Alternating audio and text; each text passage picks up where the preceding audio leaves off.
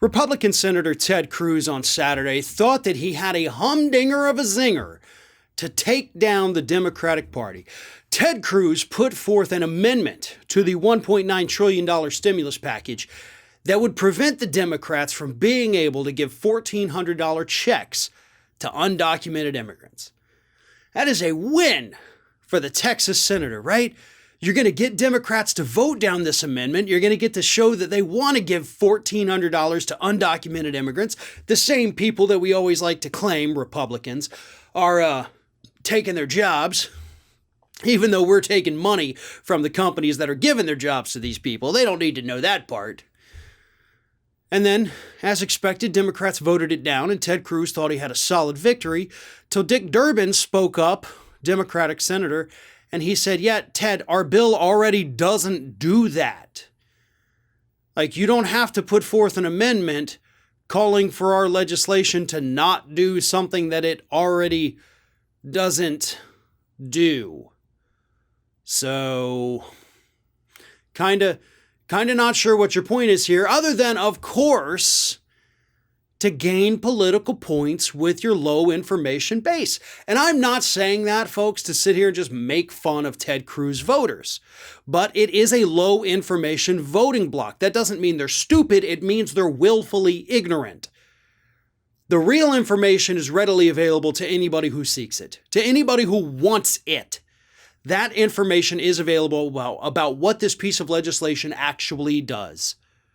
But Ted Cruz knows that most Americans, whether they support him or not, are absolutely not going to go through the hassle of reading the legislation, of seeking out the parts that he says are definitely in there, even though they're not.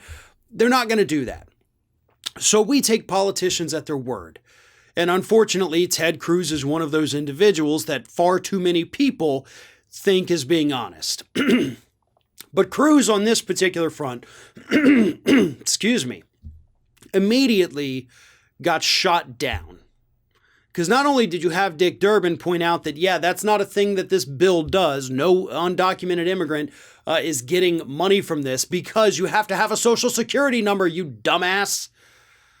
But also everybody on social media was more than willing to immediately point that out to Ted Cruz, obviously far more colorfully than Democratic Senator Dick Durbin did. So yeah, Ted Cruz thought he had a victory. He thought he had a winning argument.